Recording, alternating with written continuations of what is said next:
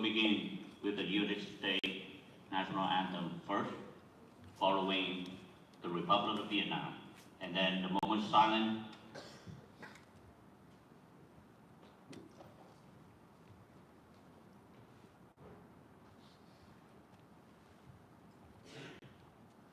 The United States national anthem.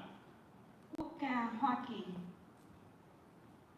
Oh, see, can you see by the dawn's early light what so proudly we hailed, and the twilight's last gleaming, whose broad stripes and bright stars through the perilous fight, o'er the ramparts we watched,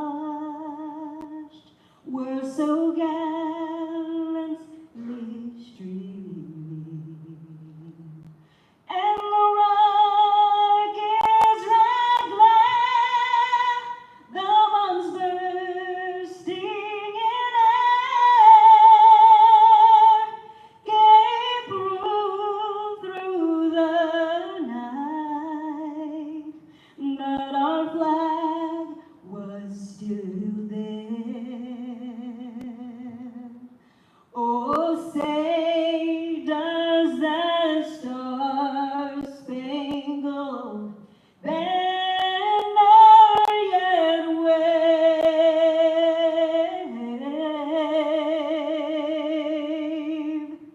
o'er the land of the free and the home of the brave?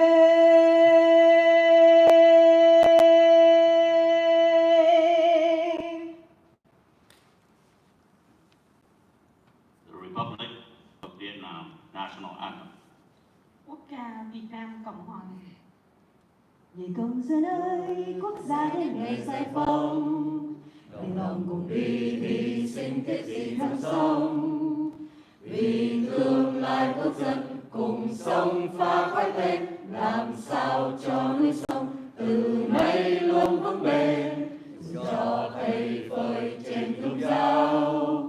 Thùng nước lấy máu đào đêm bao, nòi sông không biết phải cần giải nguy, người công dân ơi vững bền tâm trí, hùng tráng quyết chiến đấu, làm cho khắp nơi vang tiếng người nước Nam cho đến muôn đời. Công dân ơi, mau hiến thân dưới cờ, công dân ơi, mau làm cho khói bờ thoát cờ, và vé vàng mở sông sương danh nghìn năm dòng sông là hồng. The following is a moment of silence. A moment of silence to reflect on the accomplishments of our ancestors who overcame all challenges to build the country, defend the border, resist foreign invaders, and pass it on to future generations. A moment of silence to honor the courageous souls of the warriors who gave their lives to safeguard our country, maintain the values of freedom, democracy, humanism, and human rights for all. The moment of silence to honor the lives of many captives who died in communist jails, torture camps, sacked forests, poisoned water, and exile between ideological repercussions of consciousness and secular hatred. The life of the boat people who risked crossing the ocean and the border to escape unjust treatment and despair, where spirit and faith are crushed by the consequence of communist tyranny. The moment of silence to honor all the unjust victims, the prisoner and conscience who have suffered and are still suffering injustice and mistreatment in prison in the name of promoting human rights and principles. Phút mặc niệm tưởng nhớ anh linh các bậc tiền nhân, trải ngàn gian khó, gây dựng tổ quốc, giang sơn gấm vóc, gìn giữ bờ cõi, chống giặc ngoại xâm, truyền lại cho thế hệ con cháu.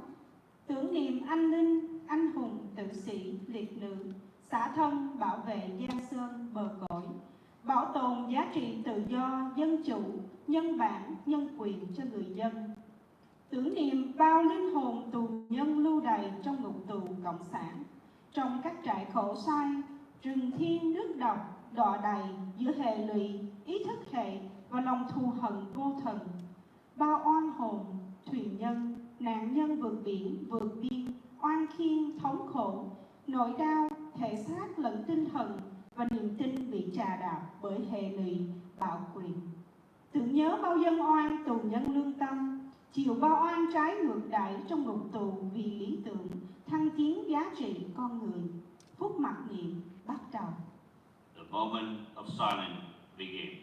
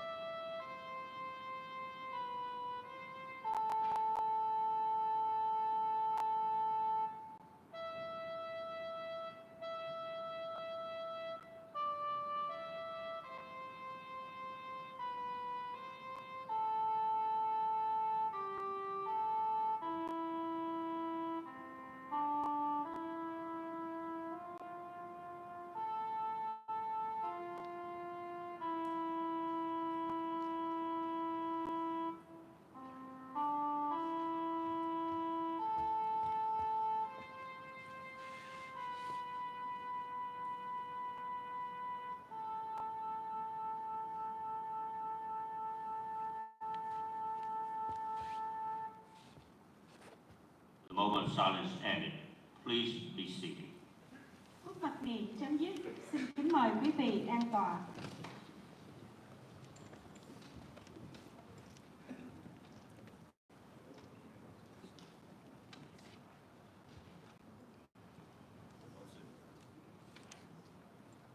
Good afternoon. Once again, my name is Brandon. I have the privilege to be part of the host of the program today with Ms. Destiny, the president of the Vietnamese community down in Richmond, Virginia. Thank you for your presence, especially those who come across the country from different states. I knew for sure from Texas and a few others. Thank you for your time and your willingness to participate in this very special event. To begin with the program, I would like to introduce you to Mr. Hong Phan, the current serves as Chairman of Board Director for the Vietnam Human Rights on May 11, and the President of the Board of Executive of the United Vietnamese American Community of Pennsylvania. He is also the former President of the Federations of Vietnamese American Communities of the USA, and the founder and the advisor of the Republic of Vietnam Next Generation. A distinguished community leader, Mr. Phan is widely recognized by his dedication to public service, youth leadership, development, and advocacy for the freedom and democracy and the human rights in Vietnam.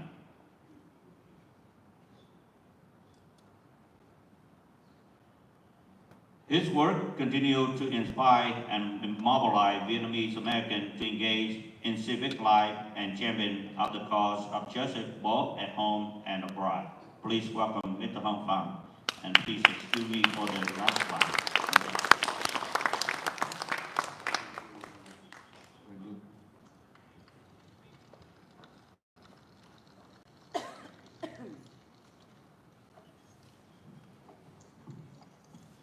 Good morning. Good morning. Good morning. Good morning. Thank you. Members of Congress, distinguished guests, ladies and gentlemen.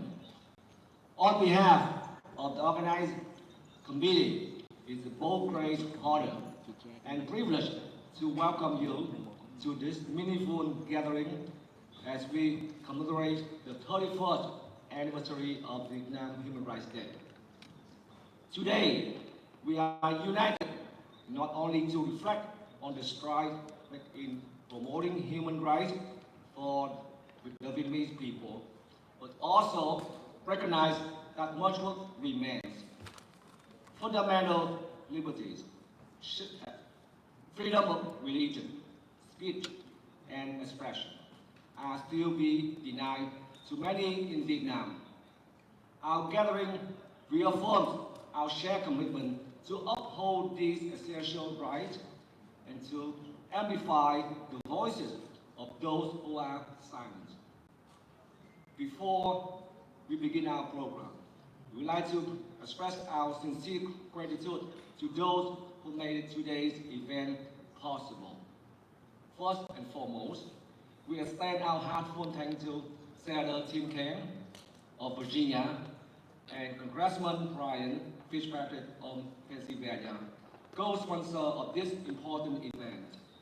We are honored by their continuing leadership and look forward for their participation and remarks. We are also grateful for the presence and support of Acting Deputy Assistant Secretary Julie Turner, Ambassador Julie Turner, as well as many members of Congress who have long championed human rights and ensure its place and priority in both domestic and foreign policy agendas. We warmly acknowledge the partnership of key organizations such as U.S. Commission on Internet Religious Freedom, Victims of Communism, Memorial Foundation, and many co-sponsoring institutions whose advocacy bring global attention to injustice and strengthen accountability. We are especially honored to welcome delegates from China, Laos, and your presence here underscore the shared aspiration for those across the globe who are engaged in the pursuit of freedom, dignity, and justice. To our guests and participants, whether you travel from across the country or join us from abroad, people from Paris, I know that's okay, from France, thank you for coming. Please accept our deepest thanks for your steadfast dedication to the cause of human rights. Lastly, we'd like to acknowledge and commend the many individuals of our organization team on the right-hand side, or maybe somewhere in the building, whose tireless effort have made this event possible. Thank you for your presence, your commitment, and your voice. Let us continue our important work, united in purpose and unwavering in our resolve to advance freedom, democracy, and human rights for all. Thank you very much for listening.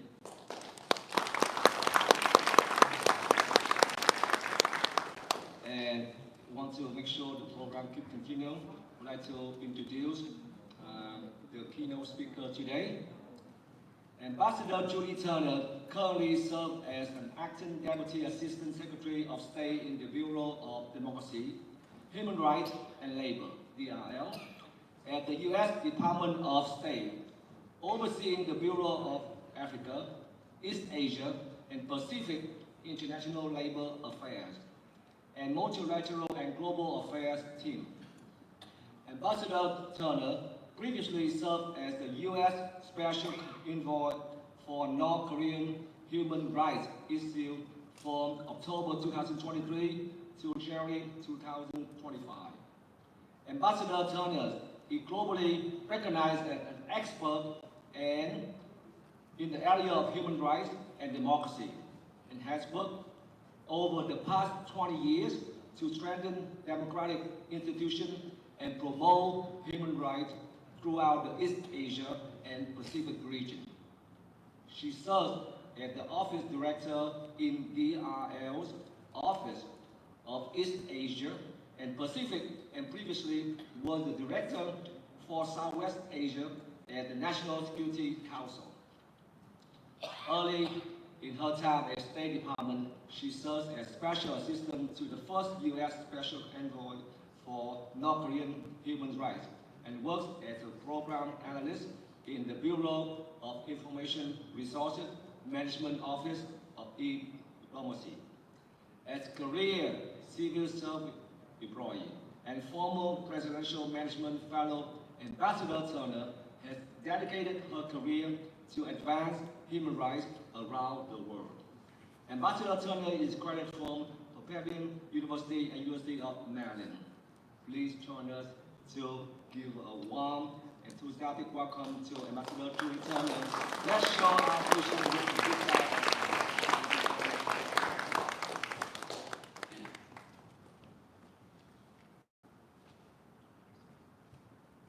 Thank you. Good afternoon. I'm so pleased to be here with you today.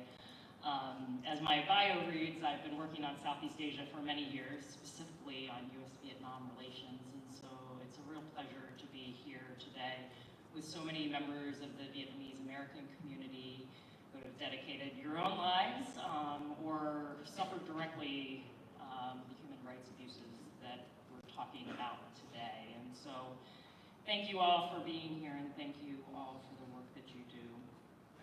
I would also like to thank the Vietnam Human Rights Day Advisory Board for helping to organize today's event, as well as our distinguished moderator and speakers for sharing their powerful testimonies with us today. And also to Senator Tim Kaine and Congressman Brian Fitzpatrick for co-sponsoring this year's commemoration. Thank you all. Friends and colleagues, it's an honor to be here to commemorate Vietnam Human Rights Day and to discuss this topic of paramount importance, the state of human rights in Vietnam. Over the past 3 decades, we have witnessed significant progress in our bilateral relationship with Vietnam. Our partnership has grown stronger, and today Vietnam is one of the United States' key partners in the Indo-Pacific region. We have a robust bilateral relationship, including our partnership on dioxin remediation and the removal of unexploded ordnance. These initiatives show the U.S. commitment to deepening our ties and building a foundation for a better future. Education and cultural exchange programs have also played a vital role in strengthening our relationship.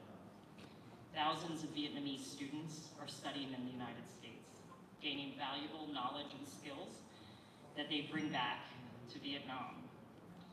These educational exchanges foster mutual understanding and create lasting bonds between our peoples.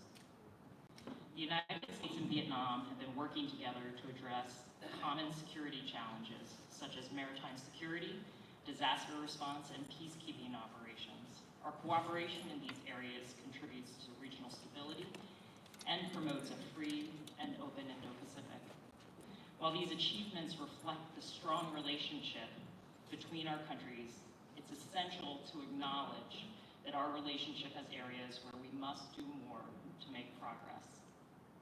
One of those most critical areas where we must make progress is human rights. The America First policy under the Trump administration emphasizes the importance of safeguarding American interests. Human rights are intrinsic to these interests, as intrinsic to these interests, as reflecting a commitment to freedom for all individuals. By advocating for human rights globally, we promote stability, prosperity, and security, key components of our relationship with Vietnam. We recognize that Vietnam has made significant strides in improving the lives of its citizens, including reducing poverty, expanding access to education, and improving healthcare. These achievements are commendable and reflect the Vietnamese government's commitment to the well-being of its people. At the same time, we're concerned and would like to see more progress on protecting freedom of expression, freedom of religion and belief, and the rule of law. These are rights and principles that must be upheld. First, freedom of expression is a cornerstone of any free and just society. When individuals are free to share ideas, it fosters an environment conducive to innovation, economic growth, and technical advancement. In Vietnam, however, the right to freedom of expression is under threat. Journalists, bloggers, and human rights defenders often encounter censorship, harassment, and imprisonment for expressing dissenting views.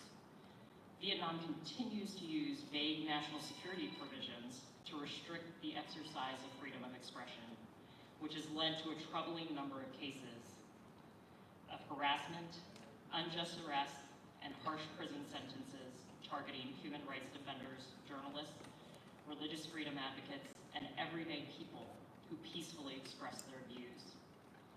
Human rights organizations estimate there are approximately 170 unjustly detained political prisoners in Vietnam, including approximately 40 journalists, 5 of whom have contributed to Radio Free Asia and Voice of America. We urge the Vietnamese government to release unjustly detained political prisoners, to allow greater freedom of expression, and to reduce restrictions on the press and online platforms. We are also concerned that these acts of censorship often extend beyond Vietnam's borders. I'm deeply troubled by reports that Vietnamese authorities continue to coerce, harass, intimidate, surveil, and censor dissidents and activists in exile for exercising their rights, including reported incidents of transnational repression targeting U.S. citizens. I know many of you have also shared harrowing experiences and described the far-reaching negative consequences of transnational repression on your own lives and those of your colleagues and family. I would like to take a moment to acknowledge Boat People SOS, the U.S.-based organization, and the contributions of Director Nguyen Dinh Thanh, a U.S. citizen who has publicly shared his experience as a victim of this overreach. The United States prioritizes the safety of all U.S. citizens and will continue to push back against governments that arbitrarily and unlawfully surveil, threaten, and attack Americans who are exercising their universal human rights. We are also concerned that the government of Vietnam maintains significant control over religious practices and that Vietnam's laws include vague provisions to restrict the exercise of freedom of religion or belief in the stated interest of national security and social unity. Members of religious groups without government recognition continue to face government harassment, including, in some cases, physical assaults, arrests, travel restrictions, and property seizures or destruction. We further urge Vietnam to take steps to address our human rights concerns and to ensure all individuals can practice their religion or belief without interference. Finally, I would like to finish today with a challenge to each person in this room that you continue to make your voices heard beyond Vietnam Human Rights Day. As Vietnamese American citizens, you have a unique perspective and a powerful voice in shaping the future of U.S.-Vietnam relations. Your experiences, insights, and advocacy are invaluable. By engaging in dialogue, raising awareness, and supporting initiatives that promote human rights, you bring a unique and powerful perspective that has a meaningful impact on the lives of people in both countries. The relationship between the United States and Vietnam is a testament to the power of reconciliation, cooperation, and shared values. Together, we can continue to build a partnership that is not only strong and prosperous, but also rooted in respect for human dignity. By advocating for human rights, we promote stability, prosperity, and security, benefiting both Vietnam and the United States. The voices of Vietnamese Americans play a vital role in this advocacy, bringing personal experiences and influencing policy. Let's continue to stand firm in our commitment to human rights, ensuring that every individual can enjoy the freedoms and dignity they deserve. Together, we can build a world where human rights are respected and our shared values are upheld. Thank you very much.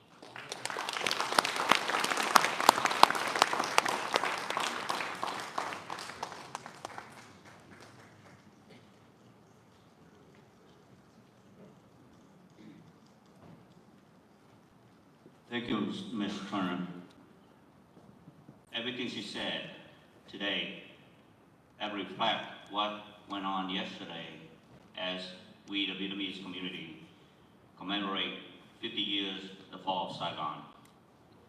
And here she is walking with us together with the Vietnamese community and also other community who suffering under communist regime. And once again, thank you to be the voice for us. Thank you.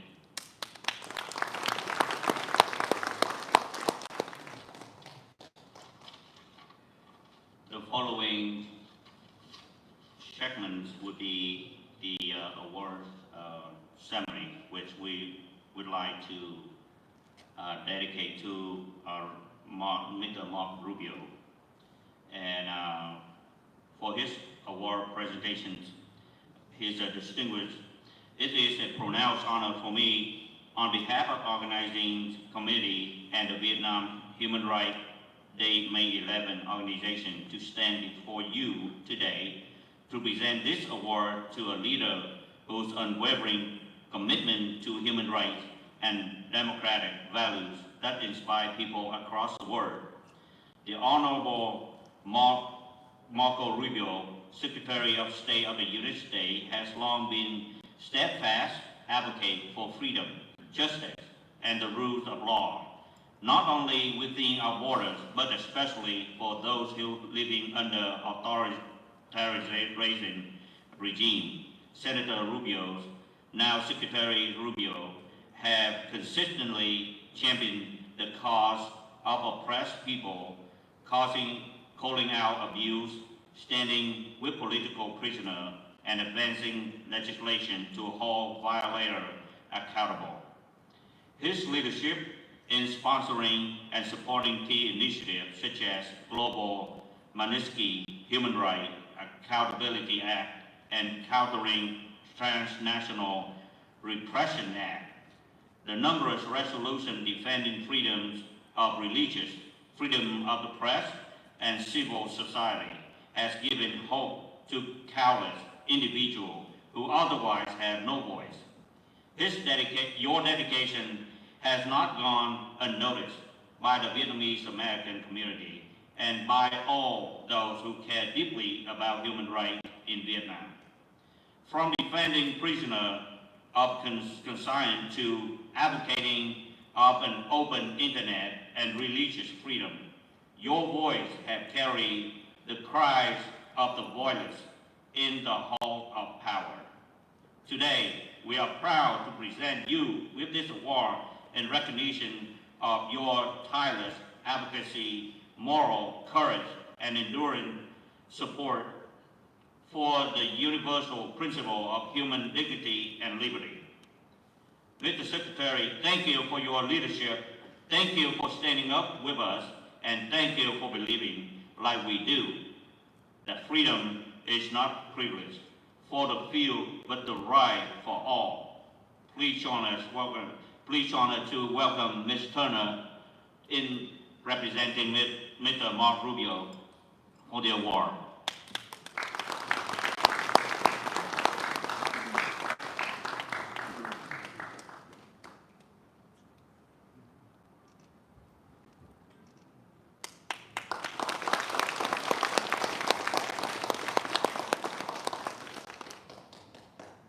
Thank you, Ms. Turner, again.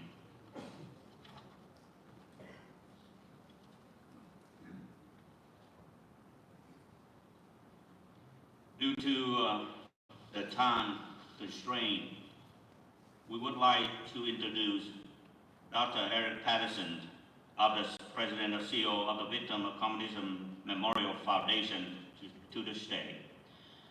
The seasoned foreign policy expert, he previously led the Religious Freedom Institute, advocating for the global religious liberty through education and training. Dr. Patterson has also served as a White House Fellow, worked at the U.S. Department of State, and spent over 20 years as commander in the Air National Guard.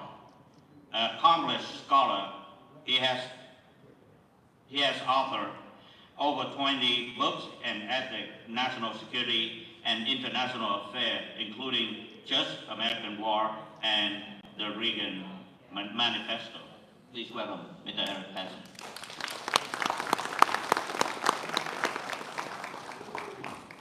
Well, I'm deeply honored to be here today, and I thank you for adjusting the schedule. My daughter is a sophomore at West Point, and catching a flight to go be with her right after this.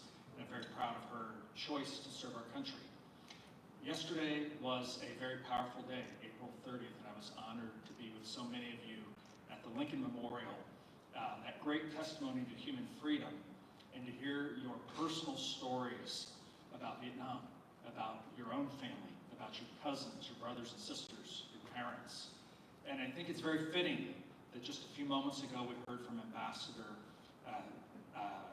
Turner in speaking very clearly about the human rights challenges in Vietnam today. I won't go through them. She said them very well.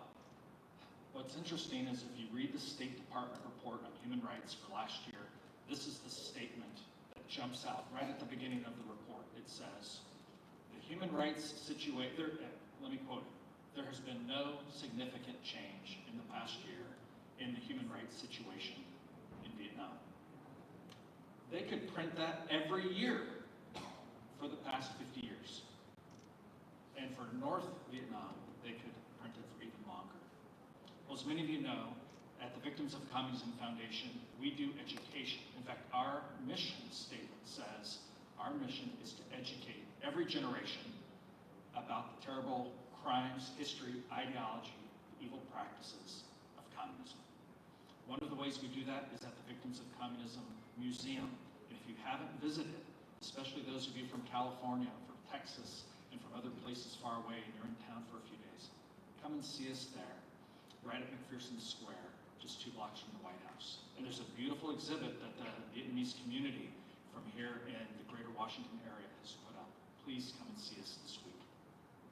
Well, we're educators, and so let me just tell you very briefly a common misperception that the students that I talk to have about Vietnam. And the misperception that we fight against is this. They don't understand how this war that's a part of American history and Vietnamese history, they don't understand how it started, and they have a faulty view of what happened 50 years ago in April of 1975. Here's their faulty view of how it started. They have some sort of view that America was a colonial power, and that all the people in Vietnam were trying to get away from America's colonial power. They've never heard of the 1954 international meeting that sought to bring peace to the region and resulted in the Geneva Accords. And here's what's so fascinating when I explain it to them. U.S. policy so believed at the time that the Vietnamese people would choose democracy, that the U.S. opening position at the Geneva Accords was to move quickly towards unification of Vietnam because democratic elections would bring democratic people to power and would protect human rights. You know what the position of Beijing and Moscow was? They told the people in North Vietnam, no, keep it divided so that we can keep control, deepen our control of the North, and then we'll use subversion and violence, and we'll take over the South. The Western view, and the view of so many people in Vietnam, was that the natural course of history would be towards greater freedom, greater rule of law. But my students don't know that. We have to constantly be explaining to the students they have a wrong view of the 1950s and the 1960s. And then the second thing that I find, this misperception in American youth that I need your help in explaining to them, is they do not understand what happened in 1973, in 1974, in 1975. They don't understand what happened to your families. So they have this view that somehow there was a negotiation, and then that what happened in 1974 and 1975 was the natural course of events of simply the majority of Vietnamese absorbing South Vietnam. They do not know about attacks from China, for instance, at sea in 1974. They don't know that North Vietnam promised in a peace treaty in 1973 to observe only peaceful means of seeking unification. The students don't know that. They don't understand that there is an internationally signed treaty, that there are international observers. They have a mistaken view that it was just the will of the South Vietnamese people to ultimately to be absorbed. They don't know any of the tragedy, the violence, the horror, the torture, the re-education camps. At VOC, we're telling your stories to the next generation of students so that they can have a right history about what has happened there, about the victims of communism, but also to rededicate the next generation to try to inspire them to this idea of a peaceful, just, free, rights-loving, rule of law, democratic Vietnam in the future. That's our hope and that's our prayer. Thank you.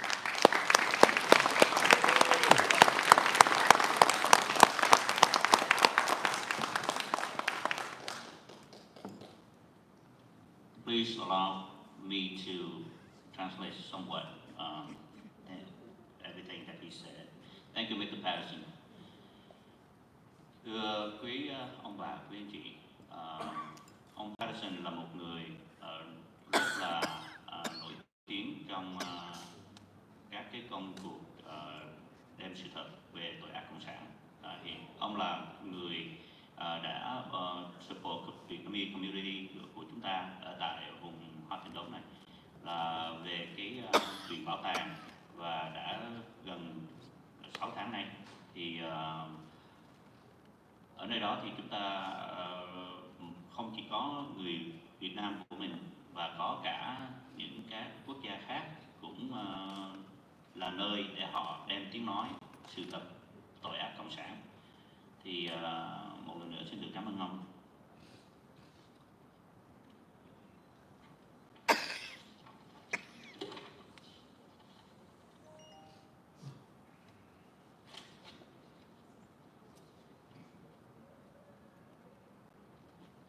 Sau đây con xin mời cô Destiny. May I present Miss Destiny to the stage? She will go over the brief histories of May 11, and Destiny is a president. Again, she's the president of the Vietnamese community in Richmond. Please welcome.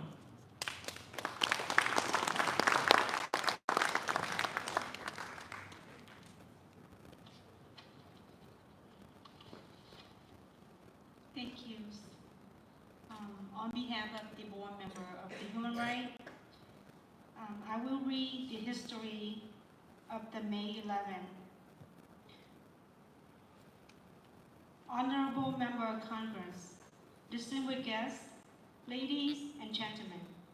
On May 11, 1990, Dr. Nguyễn Đan Quế, on behalf of Nonviolent Movement for Human Rights in Vietnam, courageously released a manifesto calling to the Vietnamese government to respect the fundamental human rights, adopt multi-party political system, and restore the people's right to choose their leader through free and fair election. For this peaceful and principled act, Dr. Quế was arrested and sentenced 20 years in prison in 1991. In recognition of his courage and brought the cause justice, May 11 was officially designated as the Human Rights Days in the Commonwealth of Virginia in 1994. This effort was led by Excellenman Alan Mayer and supported by 8 co-sponsors of the Virginia General Assembly. In his statement, Assemblyman Mayer affirmed that Dr. Quế manifesto echoed the value found in the U.S. Declaration of Independence and our national commitment to liberty and justice. Shortly after, thanks to the determined advocate of Vietnamese American community, the movement gained national momentum. Congresswoman Leslie Vaughn, she's sitting right in front of us, and Senator Charlie Robb introduced the resolution H.R. 333 and S.R. 168 that will later merge into a joint resolution S.J. 168 on May 1994. And President Bill Clinton signed this resolution into law by Public Law 103-258 officially designate May 11 as the Vietnam Human Rights Day in the United States.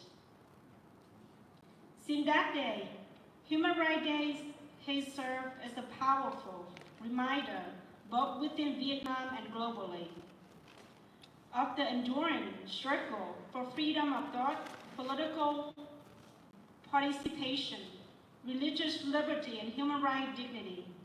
It stands as a symbol of solidarity with those who continue to face oppression for symbol seeking most basic human rights. Each year, we gather not only commemorate this day, but to renew our shared commitment to support Vietnamese people aspiration for free and democratic futures. The journey continues, and our voice, united in purpose, remain essential is that ongoing struggle. Thank you.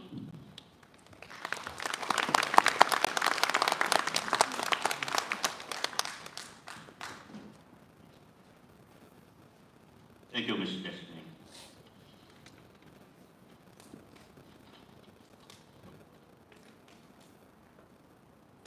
May I have the honor to invite Ms. Leslie Lapkin-Byrne onto stage. Ms. Leslie Lapkin-Byrne is a businesswoman and politician in 1992. She became the first woman elected to the United States House of Representatives from the Commonwealth of Virginia. Congresswoman Byrne was the first sponsor of the resolution designating May 11, 1994 as Vietnam Human Rights Day. Please welcome Ms. Byrne.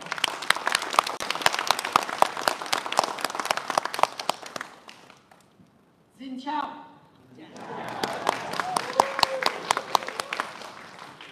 Dear friends, and you, after 31 years, I believe you are my friends.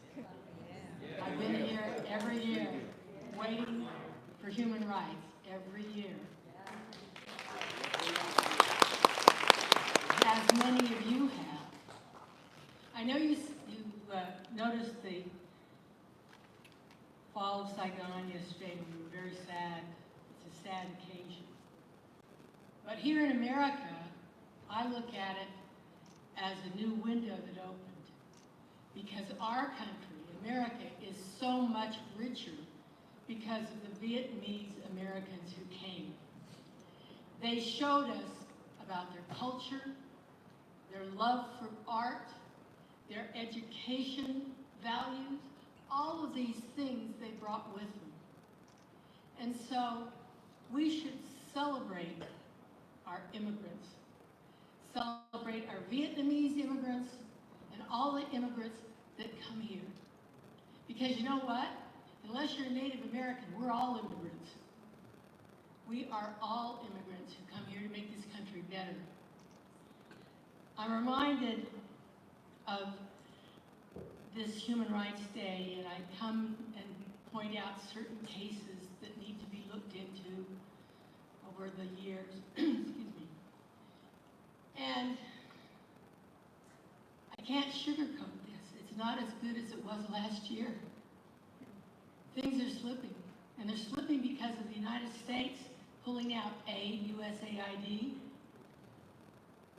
It's slipping because we're not on the forefront of trade with Vietnam anymore. We've pulled back from that because of tariffs.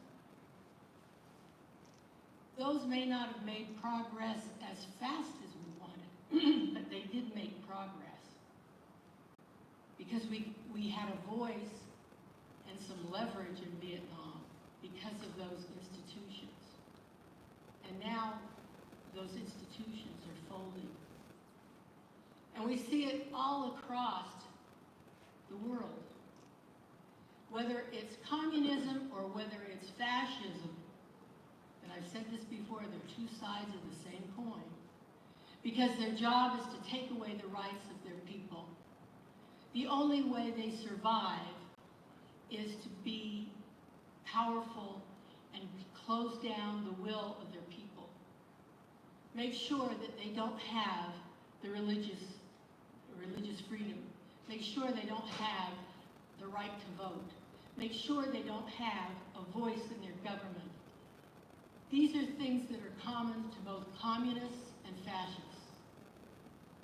And we have to watch this all over the world because it's growing.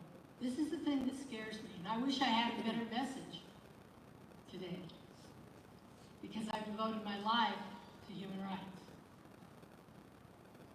And I want a better message. And the only way that we can get this message out is for everybody to talk to your neighbors, to your friends, to your church groups, to your synagogues, to your temples, whatever it is, about human rights across the world.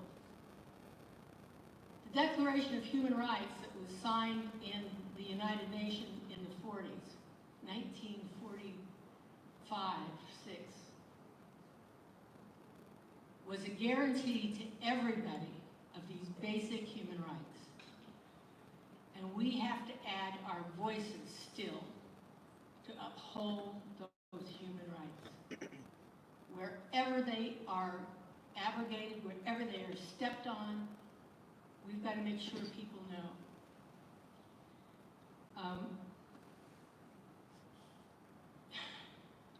We are the voice of restoring those human rights.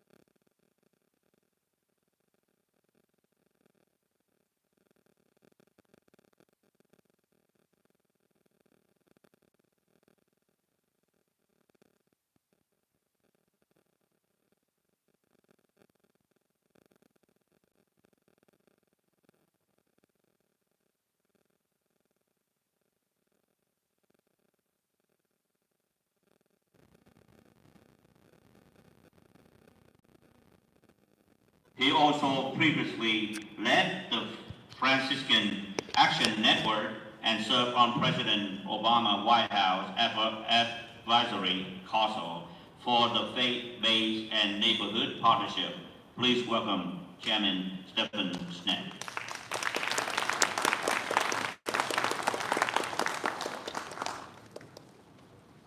Good afternoon, everybody. As you just heard, I currently serve as chair of the United States Commission on International Religious Freedom, or USERF as it's often called. And I'm honored to be here today with you as we celebrate or as we memorialize Vietnam Human Rights Day, a day to remember the importance of advancing fundamental freedoms, including the freedom of religion or belief, commonly referred to as FOR. It's a day to mourn again for those in Vietnam who have been persecuted and denied their rights because of their religious beliefs. I'm gratified today to see so many familiar faces around the room, people I've come to know and respect in our mutual efforts over the last few years to speak out for freedom of religion or belief in Vietnam. In the moments that I have to speak, I'd like to highlight some of the Commission's work. As many of you know, USERF is an independent bipartisan agency of our government, created about 25 years ago. And our job is to monitor religious freedom worldwide, using international standards, in fact, specifically using the Universal Declaration on Human Rights, which has been mentioned already today. And in so doing, we also make policy recommendations to the United States President, Secretary of State, and Congress, and other parts of our government where freedom of religion ought to be of concern. Each year we release an annual report that assesses religious freedom conditions in countries that we determine to be the worst violators of religious freedom. And since 2002, we have recommended to the United States Department of State that Vietnam be designated as a country of particular concern. This is our worst possible category. It means that we find Vietnam to be among the worst countries in the world in regards to religious freedom. As this year's report from USERF details, the Commission remains extremely concerned about the systematic, ongoing, and egregious violations of religious freedom that are occurring. Vietnamese authorities often threaten, harass, physically attack, detain, and imprison individuals merely because of their religious beliefs. Additionally, in some instances, they have forced individuals to renounce their faith.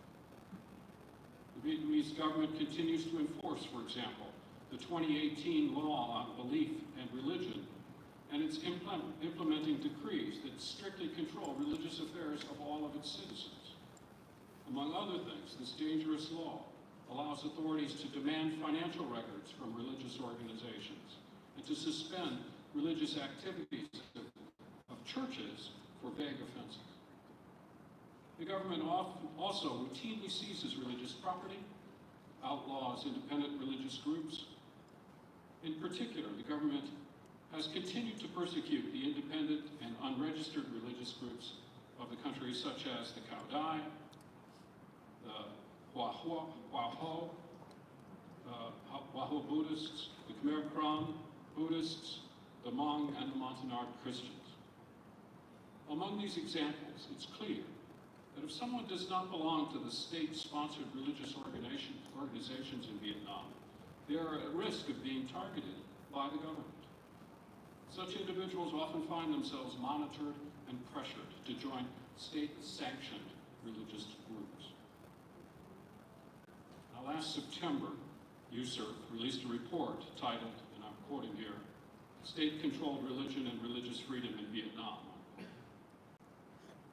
This report from our organization highlights how the Communist Party of Vietnam uses 6 state-controlled religious organizations to restrict religious freedom in the country.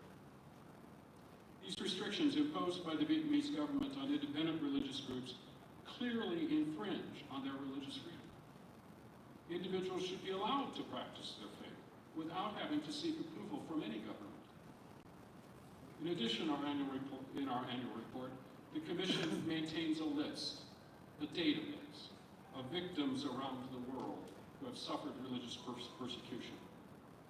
As of December 24th of last year, that list includes over 80 prisoners whom the Vietnamese government has punished for their religious activities or their religious freedom advocacy. And unfortunately, as we've heard as well, these situations continue to deteriorate. This list continues to grow.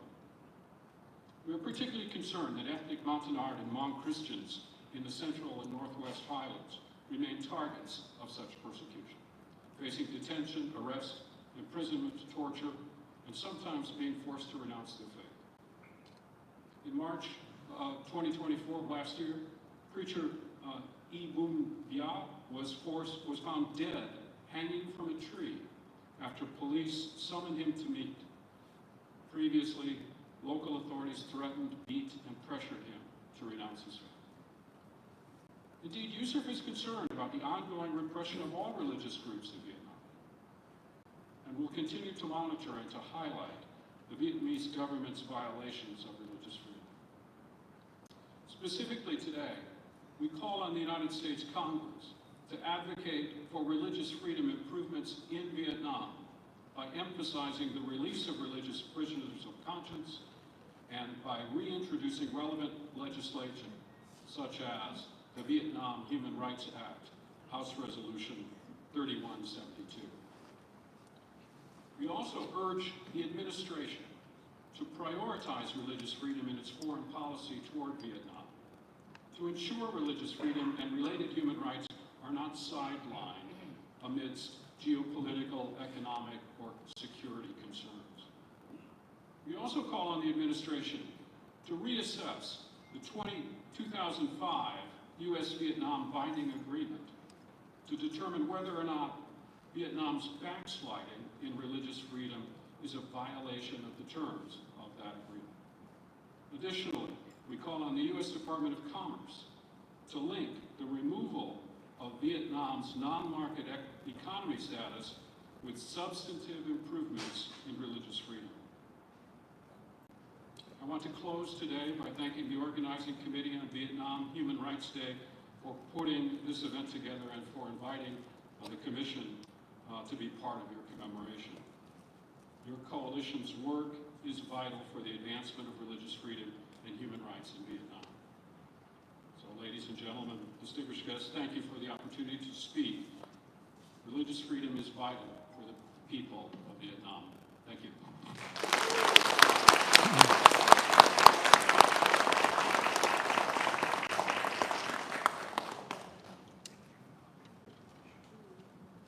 Thank you, Mr. Smith. In regarding to religious freedom, we, as a Vietnamese community, haven't heard a lot about Thích Minh Tuệ. And he's become an iconic just because he just simply want to practice Buddhism ways of meditating. And because of that, a person who don't need any money, no house, no asset, nothing. He just simply want to go through his practicing. And because of that, he become very famous.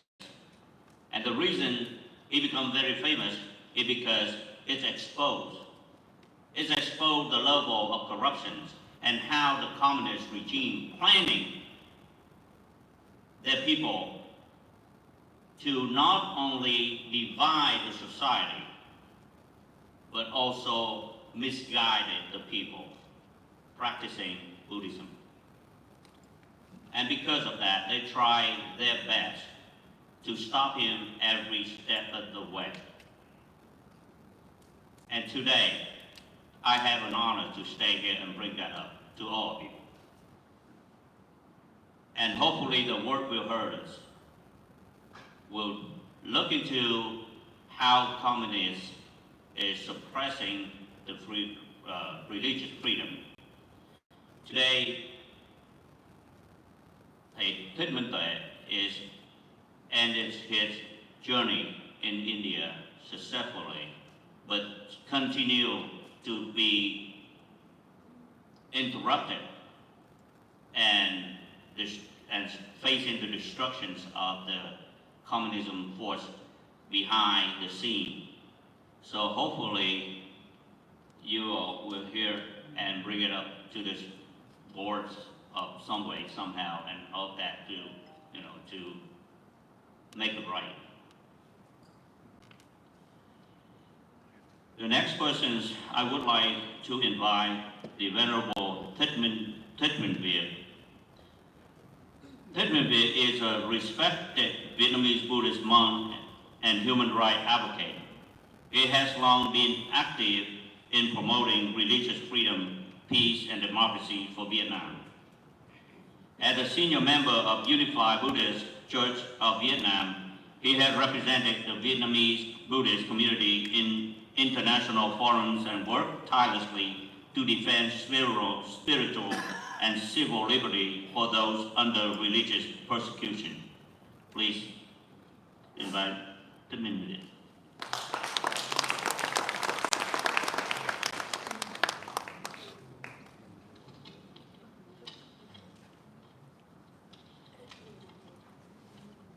Thank you very much introducing me. Good afternoon. I'm so happy to be here with you at the big moment, very meaningful day for the Vietnam, the human rights for Vietnam. Dear distinguished guests, as a Buddhist monk and spiritual leader of the Vietnamese American Unified Buddhist Church, I speak today not only for myself, but on behalf of millions of Vietnamese believers who continue to suffer in silence. Religious freedom is not a privilege to be granted or revoked by the state. It is a universal right, yet in Vietnam, that right is crushed under the heel of authoritarian control. The U.S. Department has placed Vietnam on its special watch list for 2 consecutive years. The U.S. Commission on International Religious Freedom has again urged the designation of the Vietnam as a country of particular concern due to its systematic and egregious violence of religious freedom. The Unified Buddhist Church of Vietnam has been banned for over 40 years. 40 years. Its temple have been confiscated, its venerable monks harassed and imprisoned, and its leaders, like the late most Venerable Thích Nguyên Quang and Thích Quảng Độ, these 2 religious leaders very well known around the world, placed under house arrest for decades simply for refusing to submit to communist control.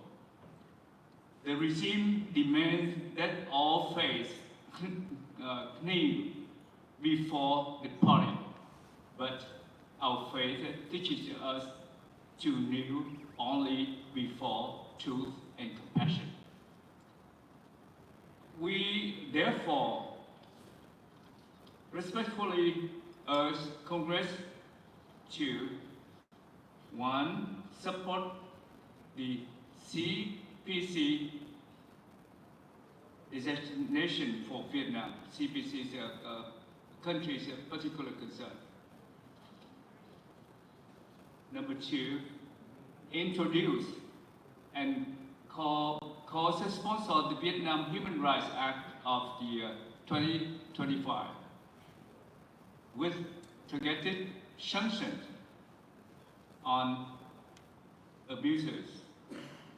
Three, urge the administration to vote against Vietnam's 2026 bid for the United Nations Human Rights Council.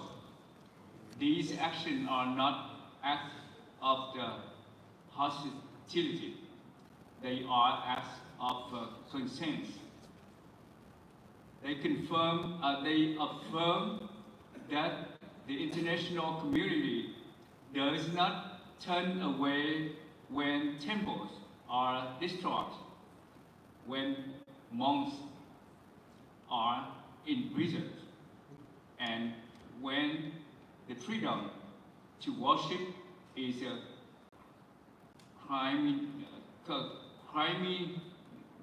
criminalized.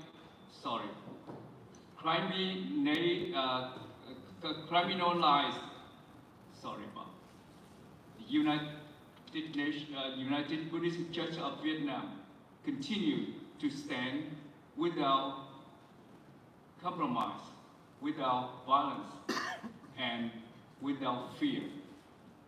As a moral voice for human dignity and non-violence resistance, we ask you to stand with us. As a Buddhist, I believe in compassion, but compassion is not passive. It requires moral clarity and moral courage. Thank you for listening. Thank you for standing with those who are persecuted for their faith. Thank you for listening. Have a great day. Good night.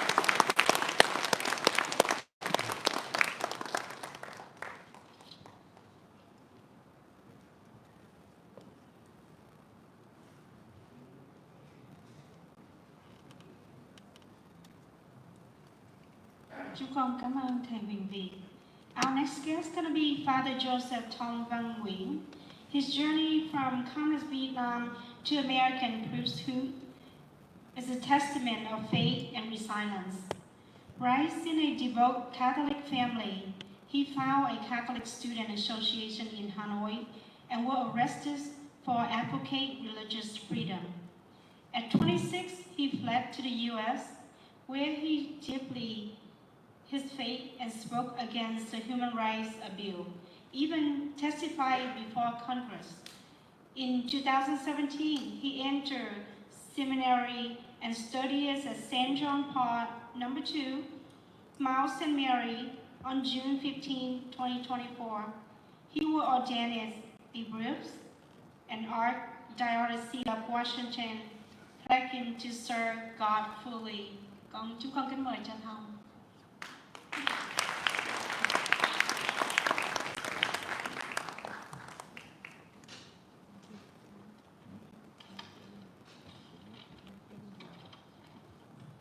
Good afternoon. This is not homily. I am Father Thong Nguyen, a newly ordained priest of Archdiocese of Washington. So, because I'm newly ordained priest, please be patient and be merciful to me too. Congratulations. Thank you. It's an honor to be here with you today. Together, we speak up for freedom of religion and human rights in Vietnam. I was arrested by the communist government in 2009 because I went to Tam Toa Parish, Diocese a wing to have the persecuted Christian over there. And I also have persecuted Christian in Thái Hà Parish in Hanoi, Dong Chiêm Parish, and Con Dầu Parish in Diocese of Da Nang. And then I faced many difficulties with the communist government.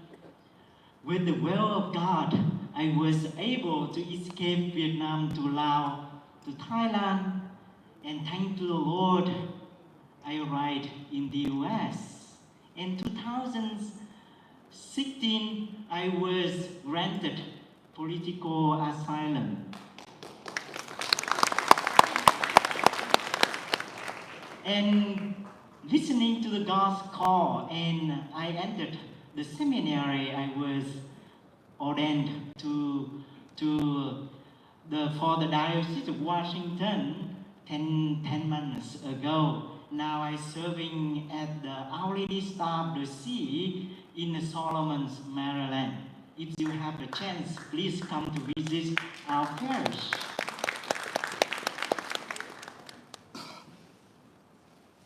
Coming here with you today, and today is the feast of the Saint Joseph Worker, and also the anniversary of beatification of Pope Saint John Paul II, who spoke up for freedom of religion. And we together, and we thank to the Lord for the gift of the freedom of religion and human rights. And we thank to the Lord for the gift of creation. And freedom of religion is a gift from God. As a Catholic priest, I pray psalms every day. And I love the psalm. The psalmist prays this: "O God, you are my God, for you I long." Every one of us, although we are different religions, but we believe we have a creator.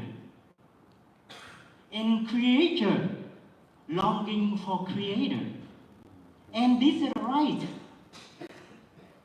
However, the communist government takes this right and this gift from our people, from Vietnam.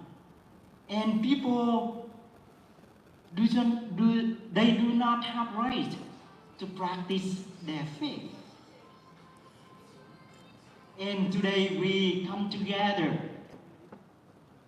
We speak up for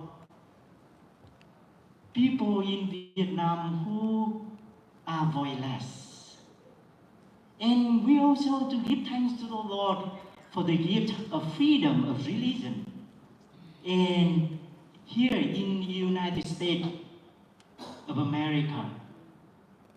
And here we have freedom. We need to take our responsibility and to speak up for those who are still living in Vietnam.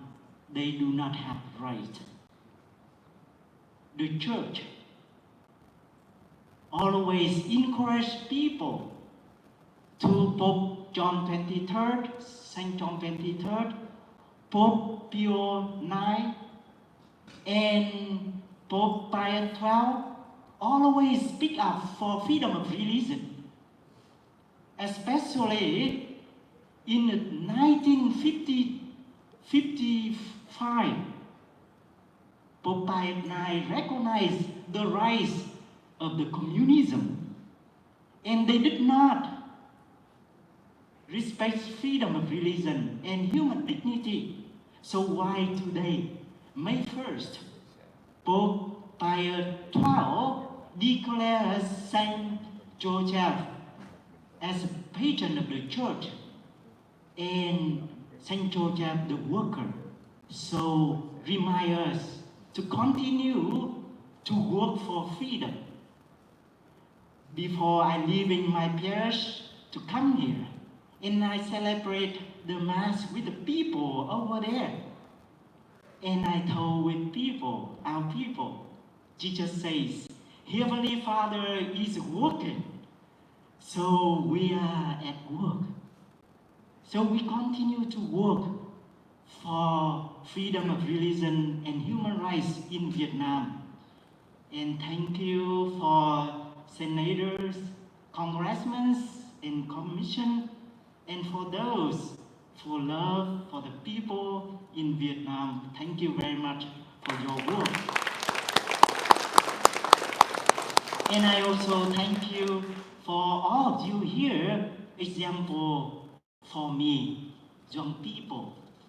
I recognize tiến sĩ Nguyễn Đặng Đình Thắng because I see his work and he have done many good things promoting the religious freedom and human rights in Vietnam. And thank you all. Cháu xin cảm ơn quý ông bà, quý cô bác và quý anh chị. God bless you.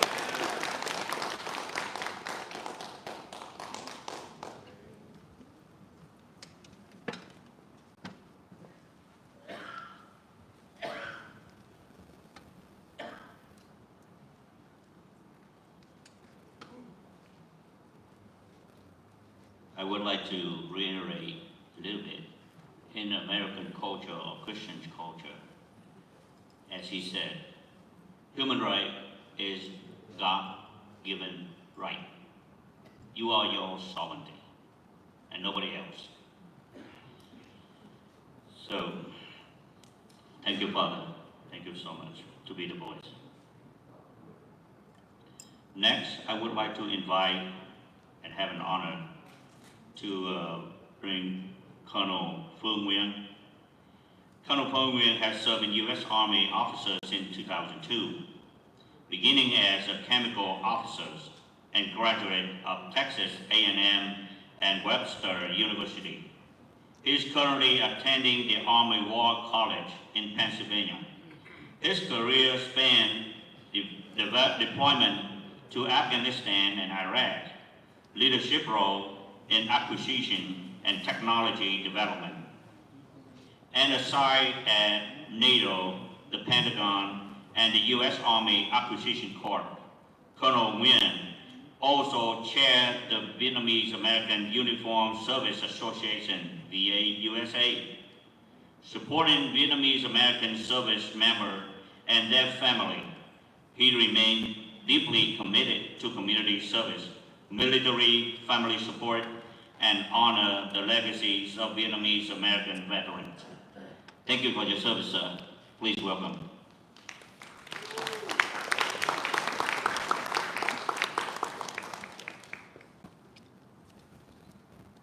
Good afternoon, everybody.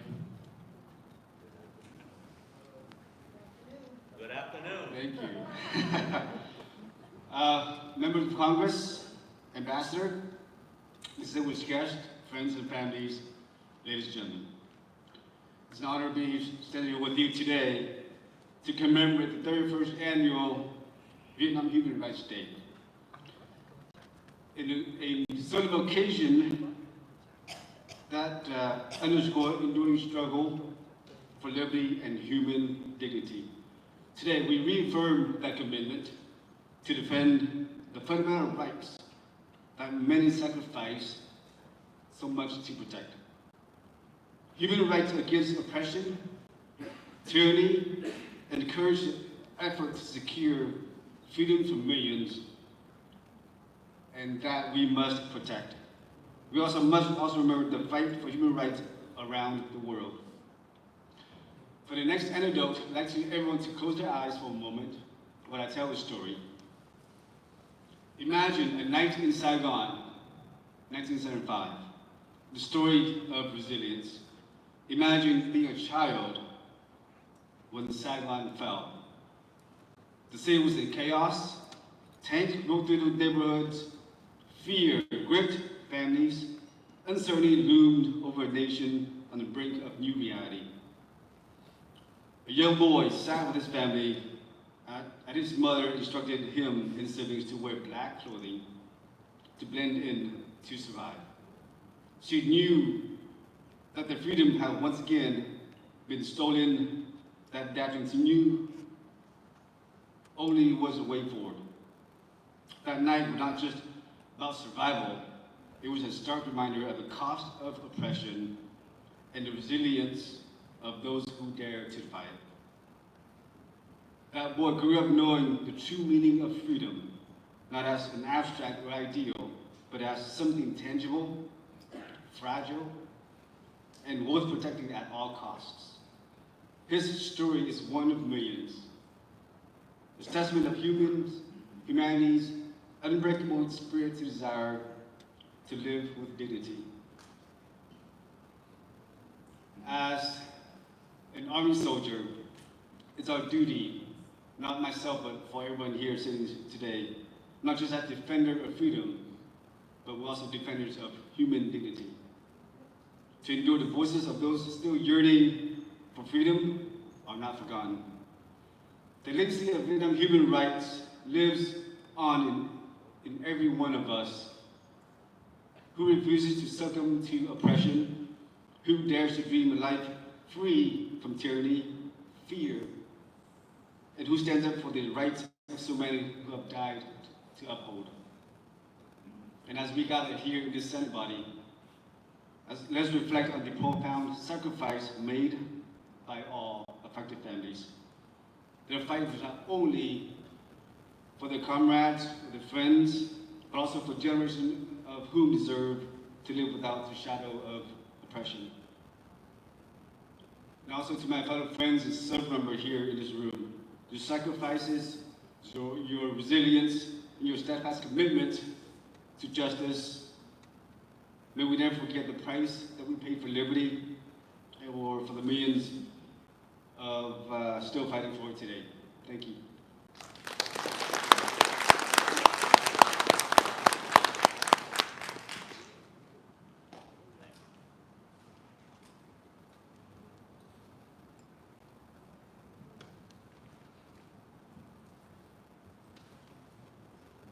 Our next guest is going to be a very special guest. She traveled here from Houston.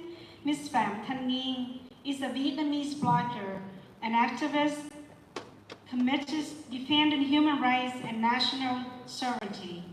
She was sentenced to 4 years in jail and 3 years under house arrest.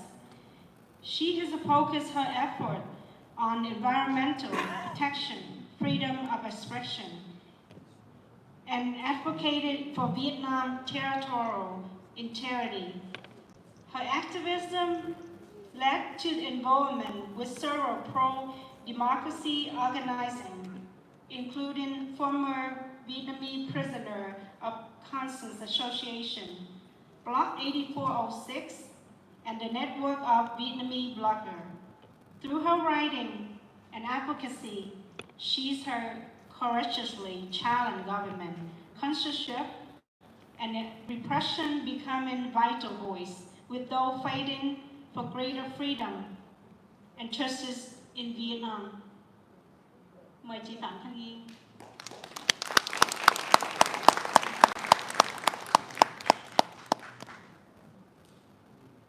Good afternoon. Sorry, I don't speak English, so I will speak Vietnamese. Kính thưa quý vị, 2 năm trước, vào tháng 4 năm 2023, gia đình tôi đã đặt chân đến miền đất tự do này nhờ chương trình tiếp nhận người tị nạn chính trị của chính phủ Hoa Kỳ. Hôm nay chúng tôi vinh dự có mặt ở đây với tư cách là nhân chứng, là nạn nhân của sự đàn áp không ngừng nghỉ tại Việt Nam. Tôi và chồng tôi là anh Quyền Tú là hai trong số ít những người lên tiếng ở Việt Nam còn sống và thoát khỏi sự bao vây của nhà nước Cộng sản Việt Nam để tố cáo tội ác. Nhiều người trước và sau chúng tôi đã chết trong tù hoặc trở về với bệnh tật, bị bao vây kinh tế và luôn luôn bị khủng bố. Em chồng tôi là Huỳnh Văn Trí đã bị giam cầm suốt 14 năm và đã qua đời chỉ 6 tháng sau khi ra tù vì bệnh AIDS. Cai tù đã cố ý cùm chân Trí bằng chiếc cùm còn dính máu và thịt của người bạn tù nhiễm AIDS trước đó. Đó không phải là sự cẩu thả đó là một hình thức giết người có chủ đích, tinh vi và tàn nhẫn. Khi tôi đang nói ở đây, bạn bè tôi, rất nhiều người vẫn đang bị giam cầm. Có người phải ở tù lần thứ 2, có người đang phải chạy trốn, tị nạn ở đâu đó. Tất cả họ đang đối mặt với hiểm nguy và có thể bị Hà Nội truy bắt bất cứ lúc nào. Thưa quý vị, có thể quý vị đã được nghe về các cách báo cáo về vi phạm nhân quyền và tình trạng ngược đãi tù nhân lương tâm tại Việt Nam suốt nhiều năm qua. Nhưng vượt xa tất cả những chi tiết được kể lại về sự đáng sợ và sự tàn bạo mà cả thế giới được biết, vẫn không đủ ngôn từ để diễn đạt hết những câu chuyện đầy máu, nước mắt và cả xác người với sự tàn bạo của nhà cầm quyền Cộng sản Việt Nam. Có người đã phải tự hủy hoại thân thể của mình để thoát khỏi sự chịu đựng đau đớn trong nhà tù với sự bỏ mặc không chăm sóc về y tế của trại giam. Đó là trường hợp của người tù chính trị Phạm Xuân Thân. Ông đã gần 80 tuổi, bị giam cầm hơn 20 năm nay trong nhà tù Xuân Mộc Lộc với bản án không có ngày về. Đã có những người lên tiếng vì công bằng xã hội, bị bắt giam đã chết một cách đáng nghi ngờ trong nhà tù như thầy giáo Đào Quang Thực, nhà báo tự do Đỗ Công Đương, ông Huỳnh Hữu Đạt, mục sư Đinh Diên, ông Phan Thanh Ý, ông Phan Văn Thu và một số người khác. Công an Cộng sản Việt Nam áp dụng việc tra tấn có từ thời Xô Viết mà nay đã nâng lên những mức độ cao hơn, như đưa người vào trại tâm thần, cưỡng ép điều trị với những loại thuốc không tên, không bản án, không bệnh án và không có cả tên bác sĩ chịu trách nhiệm.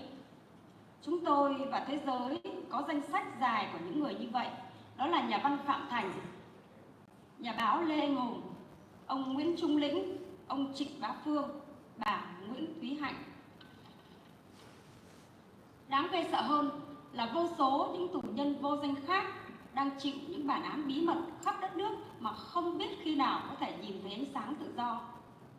Để duy trì sự cai trị, chính phủ Việt Nam ngày càng gia tăng việc bắt bớ và sử dụng biện pháp ngược đãi hết sức tinh vi nhằm thực hiện chính sách hủy hoại các nhà bất đồng chính kiến trong tù lẫn ngoài đời. Thưa quý vị, chiến tranh đã kết thúc tròn nửa thế kỷ, nhưng người Việt vẫn phải đi tìm tự do bằng máu, nước mắt và bằng chính mạng sống của mình. Năm nay, cộng đồng người Việt Nam tại hải ngoại kỷ niệm 50 năm ngày gọi là Quốc hận, ngày chế độ Việt Nam Cộng Hòa bị quân Cộng sản xâm lược và hủy diệt. Đã 50 năm, nhưng chế độ hôm nay vẫn giữ sự thù hận, căm ghét với những gì không còn tồn tại. 8 năm trước, ngày 2 tháng 5 năm 2017, ông Nguyễn Hữu Tấn, một công dân ở Vĩnh Long, đã bị vây bắt chỉ vì công an tìm thấy trong nhà ông có một tấm vải màu vàng mà họ cho đó là hình ảnh của lá cờ Việt Nam Cộng Hòa. Nhưng thực tế thì đó chỉ là vật liệu được nhà sản xuất thiết kế ra để trang trí cho những lon nước giải khát. 2 ngày sau, công an thông báo ông Tấn đã lấy dao tự cắt cổ và chết trong nhà tù không lý do, và chính công an cũng không giải thích được cái chết này với gia đình của nạn nhân. Việt Nam trên bề mặt là phát triển kinh tế và các mối quan hệ ngoại giao khéo léo, nhưng bên trong người dân phải sống trong nỗi sợ hãi triền miên. Chúng tôi đặc biệt quan ngại vào dịp 30 tháng 4 năm nay, nhà cầm quyền Cộng sản Việt Nam đã tổ chức diễu binh trọng thể với sự tham gia của Trung Cộng như một hành động tri ân sự hỗ trợ của Bắc Kinh trong chiến tranh, và cũng là lời nhắc nhở với cộng đồng quốc tế về sự đoàn kết giữa hai đảng Cộng sản. Việc chọn kỷ niệm ngày Quốc hận bằng một màn phô diễn vũ lực chung với Trung Cộng không chỉ là một sự khiêu khích mà còn cho thấy rõ lập trường của Hà Nội. Họ không giấu giếm sự thần phục trước Bắc Kinh, kể cả về mặt biểu tượng và chính trị. Việt Nam và Hoa Kỳ đã thiết lập quan hệ đối tác chiến lược toàn diện, một bước ngoặt được ca ngợi là lịch sử. Nhưng hàng năm, không chỉ dịp 30 tháng 4, truyền thông nhà nước vẫn tuyên truyền lộng luận điệu chống Mỹ, tái hiện hình ảnh kẻ thù xâm lược và gieo rắc hận thù chiến tranh. Tôi tin đó không phải cách hành xử của một đối tác đáng tin cậy. Nhà cầm quyền Hà Nội cần đô la, nên một mặt kêu gọi người Việt hải ngoại về nước làm ăn, đầu tư, nói về hòa hợp hòa giải dân tộc, nhưng mặt khác lại gọi họ là thế lực chủ thù địch và tạo cớ trừng phạt bất cứ ai thể hiện quan điểm khác với chế độ. Tôi tin đó không phải cách hành xử của một nhà nước chân chính phục vụ nhân dân. Việt Nam muốn trở thành bạn với Hoa Kỳ nhưng lại bỏ tù những công dân của mình vì họ chia sẻ các giá trị của Hoa Kỳ như tự do ngôn luận, tự do báo chí, quyền được phản biện chính sách của nhà nước. Nhưng tôi đến đây không để nói về chiến tranh hay lòng thù hận. Thưa quý vị, tôi đến đây để nói về khát vọng tự do, về lương tri và phẩm giá của con người. Tôi tin rằng chừng nào nhà cầm quyền Cộng sản Việt Nam còn coi những quốc gia giữ nguyên tắc tự do và quyền con người là kẻ thù, thì những quốc gia đó dù có đang bang giao với Việt Nam cũng đang bị coi thường, bị lừa gạt để trục lợi. Chúng tôi lên tiếng để đất nước mình có được lộ trình tự do, nhân quyền như quý vị đã trải qua và tranh đấu vì những nguyên tắc đó cho nước Mỹ. Và vì vậy, chúng tôi mong mỏi sự ủng hộ của quý vị, của nước Mỹ trong con đường chung đi đến tương lai. Xin chân thành cảm ơn. Thank you.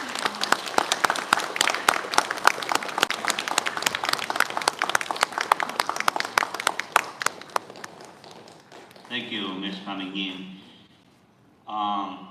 May I, ladies and gentlemen, may I have permission to translate all her script in detail?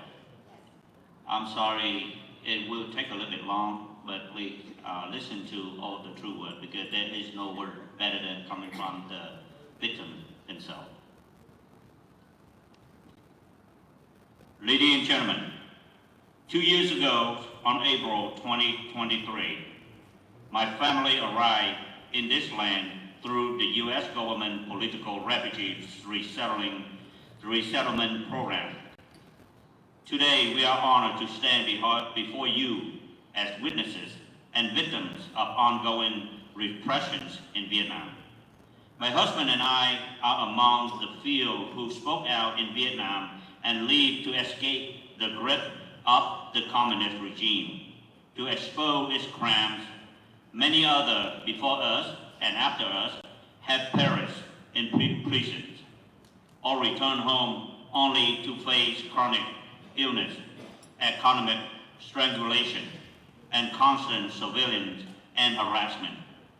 My brother-in-law, Huỳnh Anh Trí, was imprisoned for 14 years and died just 6 months after his release from complications related to AIDS. The prison guard had deliberately shackled his legs with chains still stained with blood and flesh from another inmate known to be infected. This was not negligent. It was a calculated, cruel form of execution. Even as I speak here today, my friends remain behind bars. Some are imprisoned for second time. Others have fled into exile. All of them live under threat and could be hunted down by the Hanoi regime at any moment. You may have read human rights reports over the years detailing the abuse of prisoners of conscience in Vietnam. But what has been written, as horrific as it is, cannot fully capture the reality, the blood, the tears, the human remains left behind by Vietnam communist brutality. Some prisoners have had to mutilate themselves in protest against inhumane prison conditions and deliberate medical neglect. One such case is that a political prisoner, Phạm Xuân Thăng, nearly 80 years old. He has spent over 20 years behind bars in Sông Lộc prison with no release date in sight. Others who dare to speak out for justice have died mysteriously in custody. Đào Quang Thục, Đỗ Công Dương, Huỳnh Hữu Đạt, Đinh Diêm, Pham Thanh Thu, Pham Thanh Ý. Vietnam police apply Soviet-era torture tactic, now refined in more sinister method, such as forced psychiatric confinement with unnamed drugs, no diagnosis, no responsible medical staff. We can name many subject to this horror. Writer Phạm Thành, journalist Lê Anh Hùng, Nguyễn Trung Lĩnh, Trịnh Bá Phương, Nguyễn Thí Hạnh. And then there are many anonymous prisoners held in secret, sentenced in silence, who have never again seen freedom or sunlight to maintain its grip on power. The Vietnamese government has escalated its arrest and refined its method of repression, systematically destroying discipline both behind bars and in everyday life. 50 years have passed since the end of Vietnam War, yet our people still seek freedom with blood, with tears, with their very life. This year's Vietnamese diaspora marks the 50th anniversary of what we call Black April, the day of Republic Vietnam fell to communist invasion. Thought half a century had passed. The regime hatred for what no longer exists still endures. On May 2nd, 2017, Nguyễn Hữu Tấn, a resident of Vĩnh Long, was arrested simply because police found in his home a yellow cloth they claimed resembled the flag of former Republic of Vietnam. It was in fact a promotion fabric from a soft drink manufacturer. 2 days later, the police informed his family that Mr. Tấn has slit his own throat and died in custody, offering no plausible explanation. Vietnam may appear outwardly modern, economically vibrant, diplomatically skillful, but its people still live in fear. We are particularly concerned that on this year's anniversary of April 30th, the Vietnamese authorities will hold grand military parade with the participants of China, an act of framed as a gesture to gratitude for Belgian support during the war, and a symbolic reminder to the international community of the solidarity between the two communist parties. Choosing to commemorate the fall of Saigon, what we call the Black April, with the joint displays of military force alongside China, is not only proper provocation, but a clear indication of Hanoi's position that they make no attempt to conceal their subservience to Beijing, both symbolically and politically. Today, Vietnam, the United States are comprehensive strategic partners. The partnership heralds as historic. Yet every April, Vietnam state media still spread anti-American propaganda, replaying wartime narrative and reviving the image of the U.S. as imperialist enemy. I do not believe this is the conduct of trustworthy partner. The Hanoi government seeks American dollars. Its urge overseas Vietnamese to return and invest, preaches national reconciliation, yet still brand them as hostile force, and punish anyone who voices dissent. I do not believe this is the conduct of a legitimate government that serves its people. Vietnam claims to want friendship with the United States, yet tell its citizens for embracing American values, free speech, free press, and the right to question those who's in power. But I am not here to speak of war or hatred.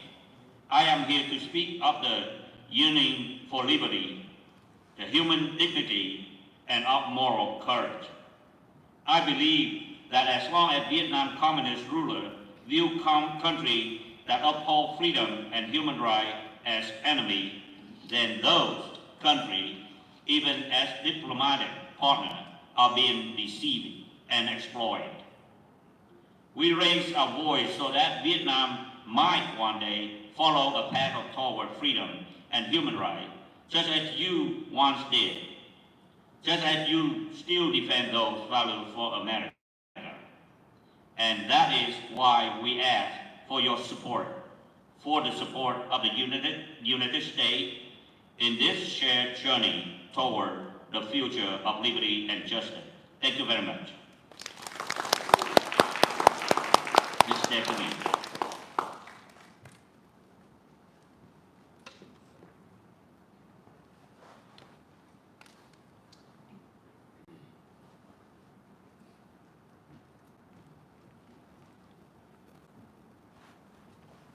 Our next guest is going to be Mr. Quyền Tu, is Phạm Thanh Nghiên husband.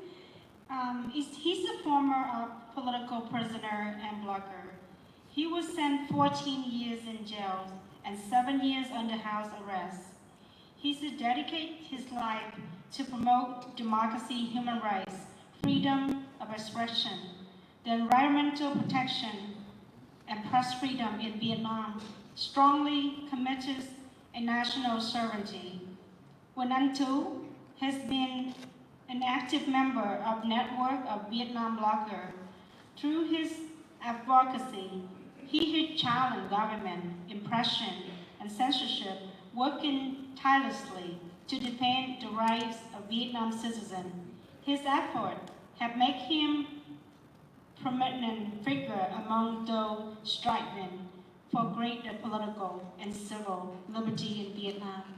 Mời anh Quyền Tu.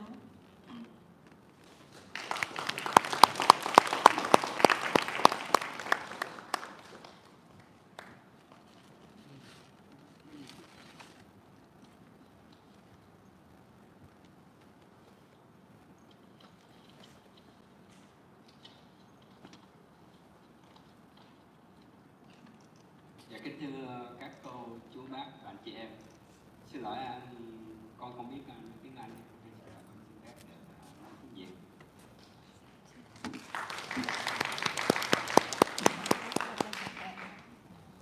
Kính thưa quý vị, trước tiên tôi xin cảm ơn quý vị đã cho tôi một cơ hội hiện diện tại nơi đây hôm nay. Thật khó để chuyển đạt chặng đường 14 năm tù đầy chỉ trong vài phút ngắn ngủi. Tôi đã ra tù gần 12 năm. Có những điều đã phải phai mờ, nhưng cũng có những điều ký ức sẽ theo tôi suốt đời. Tôi và em trai Quyền Anh Trí bị bắt vào đêm 29 tháng 12 năm 1999.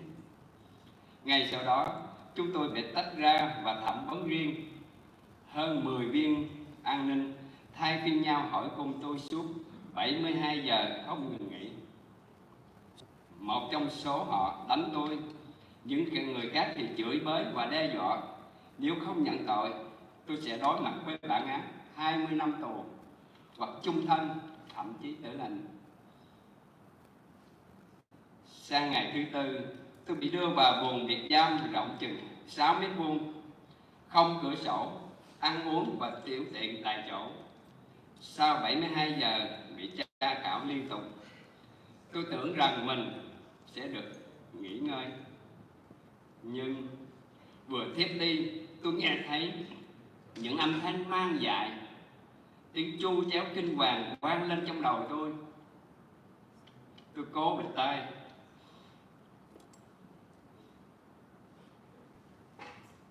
I'm sorry. Nhưng âm thanh ấy càng lúc càng rợn người. 26 năm đã trôi qua, đôi khi âm thanh đó vẫn bất ngờ quay lại, khiến tôi hoảng loạn. Tôi bị biệt giam khoảng 1 năm rưỡi trước khi ra tòa.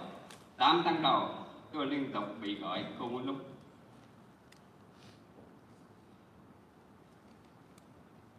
Vào lúc 1-2 giờ sáng, gần sáng họ đưa tôi trở lại buồng và chỉ vài tiếng sau lại có một nhóm khác đến tiếp tục thẩm vấn. Chúng tôi gọi hình thức này là xa luân chiến. Một người phải đấu trí với cả chục an ninh. Tôi từng bị chuyển qua 5 nhà tù khác nhau, chưa kể cả các lần chuyển buồn, chuyển chạy. Ký ức ám ảnh nhất đối với đời tôi là đói và rất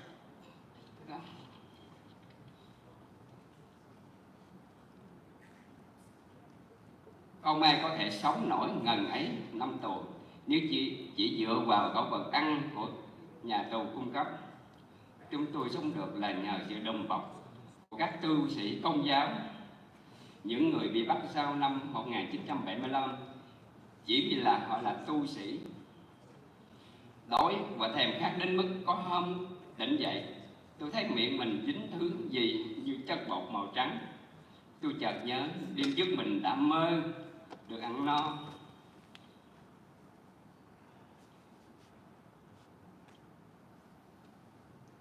Và trong mơ tôi đã nhai răng.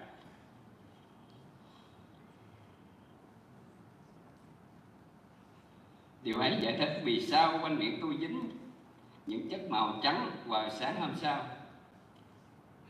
Kính thưa quý vị, tôi và em trai tôi bị kết án 14 năm tù cùng vụ, còn 36 người khác nữa bị kết án từ 2 năm đến 20 năm. Gần 10 người đã chết vì đói, vì lao động khổ sai, vì bệnh tật không được chữa trị.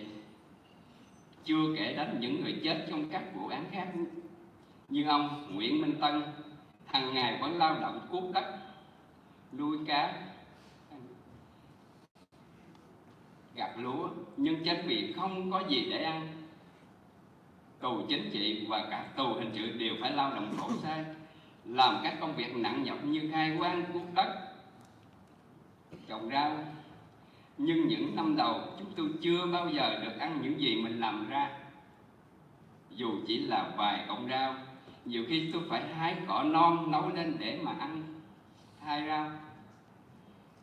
Chúng tôi nhiều lần tuyệt thực để phản đối ngược đãi, yêu cầu có cai ngục, thực thi đúng chính sách quy định do chính nhà nước của họ đề ra.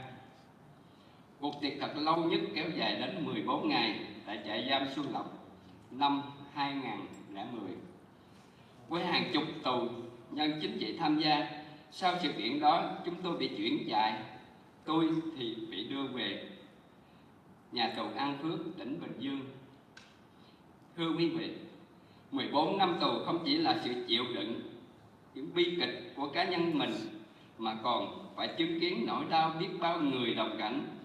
Tôi chưa từng thấy ai bị đánh đến chết, nhưng có nhiều người chết vì ngược đãi một cách tinh vi và có hệ thống. Ví dụ, người mắc bệnh tim mạch, cao huyết áp bị cấm mang thuốc và họ chết. Như ông Lê Thân, ông Phan Văn Trước, nguồn nước bẩn, thực phẩm ôi thiêu, bồn cầu hỏng không sửa, từng chút một hủy hoại cơ thể tù nhân. Tù đày không chỉ là tra tấn, bệnh tật, chết chóc, mà còn là sự cô lập tinh thần. Chúng tôi bị cách ly khỏi tù hình sự, bị kiểm soát mọi giao tiếp với nhau, vì không được sử dụng giấy bút, không được đọc sách báo, nên chúng tôi không thể viết, không thể đọc, không thể ghi chép lại bất cứ điều gì tai nghe mắt thấy, hoặc chỉ đơn giản là viết về những cảm xúc mình đã có. Không ít lần tôi ý định tự tử và từng chuẩn bị một cái chết cho mình, nhưng có một sức mạnh vô hình mà sau này tôi tin đó là Thiên Chúa đã nâng đỡ tôi phải sống để chiến thắng. Chỉ ít là không thất bại chỉ ít là không thất bại trước thế lực tà ác. Thưa quý vị, chúng tôi kể lại những điều này không chỉ cho bản thân mình mà còn cho những người đã chết, như anh tôi, Huỳnh Anh Trí, ông Trương Hữu Sương, Nguyễn Nhân Trại, Bùi Đăng Thị, Đinh Đăng Định và nhiều người vô danh khác. Chúng tôi kể thay cho những người vẫn đang bị giam giữ, những người không có cơ hội cất tiếng nói cho chính bản thân mình. Tôi mong rằng quý vị, những tiếng nói mạnh mẽ vì tự do,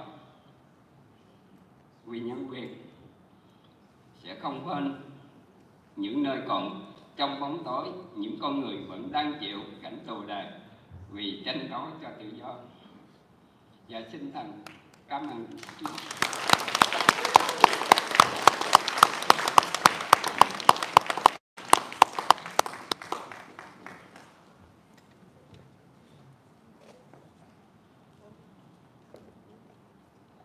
Again, ladies and gentlemen, please allow me to translate his scripts in English.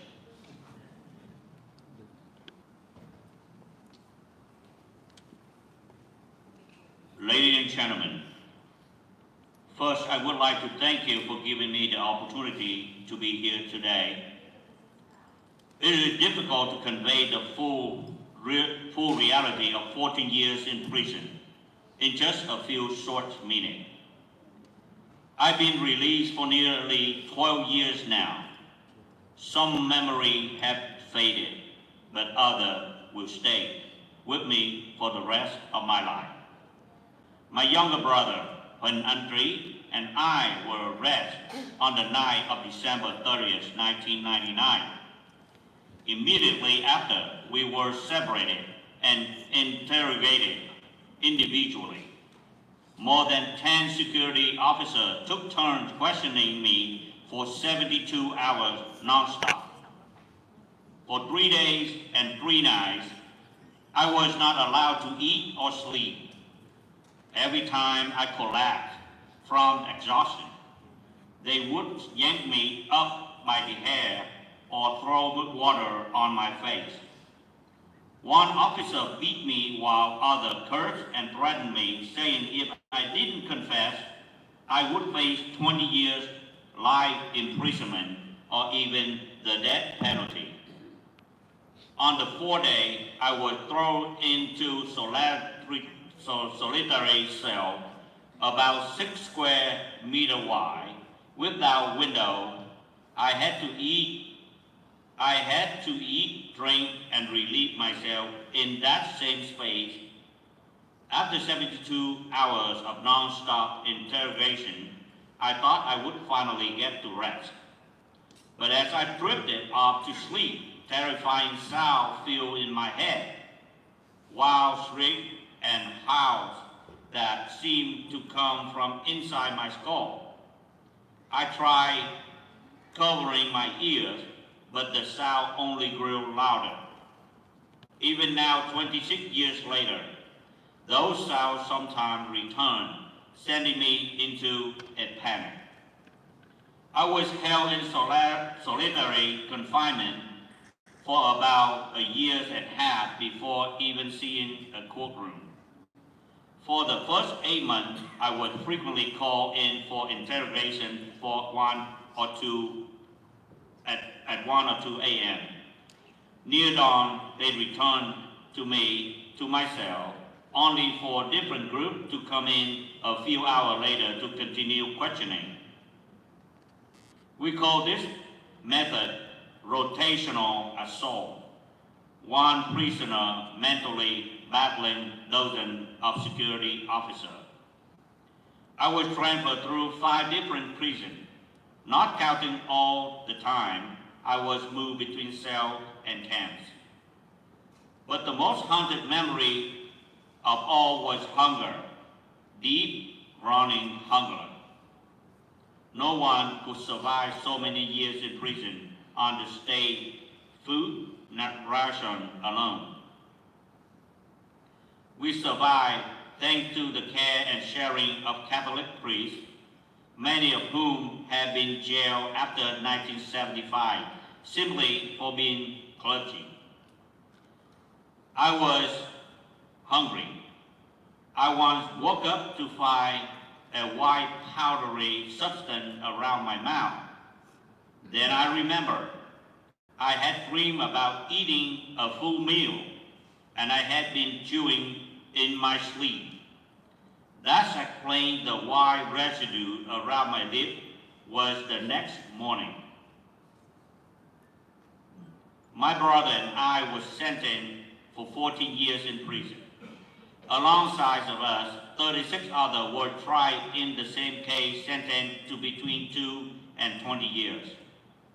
Nearly 10 of them died from starvation, forced labor, untreated illness, and that's not counting those who died in those cases like Mr. Nguyen Minh Tông, who worked every day farming, digging, raising fish, and yet died because there was nothing to eat.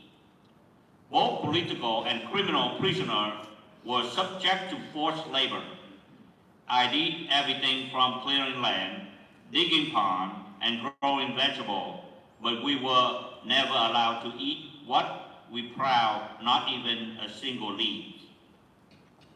We had to gather wild grass and cook it as substitute greens. We went on hunger strike many times to protest mistreatment and demand that prison authorities follow their own policy. The longest hunger strike that took place lasted for 14 days at Son Lộc prison in 2010, with dozens of political prisoners participating.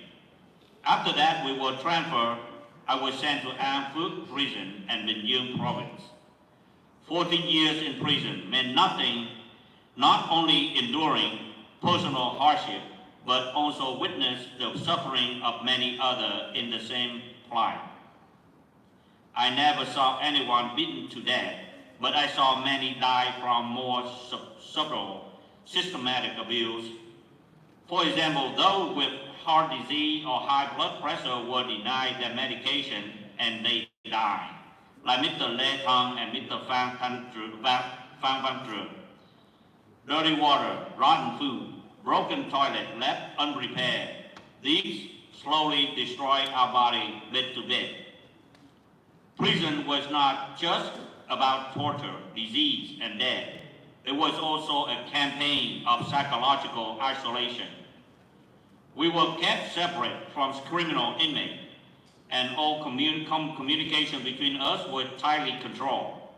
Denied pen and paper. We couldn't write. We weren't allowed books or newspapers, so we couldn't read or record anything we saw, heard, or felt, not even our own emotion.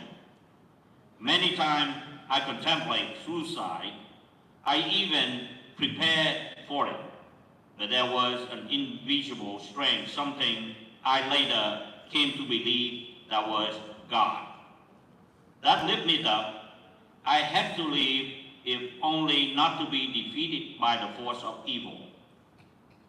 Ladies and gentlemen, we share this story not for ourselves, but for those who have died, like my brother, Bình Anh Trí, Mr. Trương Văn Sơn, Nguyễn Văn Trại, Bùi Đăng Thủy, Đinh Đăng Đình, and so many others with names you may never know. We speak on behalf of those still behind bars, those who have no voice. I hope that you voice your freedom, human right, and not forget the place still shrouded in darkness, or the people who are still suffering in prison for daring to fight for liberty. Thank you very much. Thank you, sir. Before the closing today, I would like to invite Mr. Piero Tosi, the staff director, on behalf of Representative Chris Smith, on stage, please.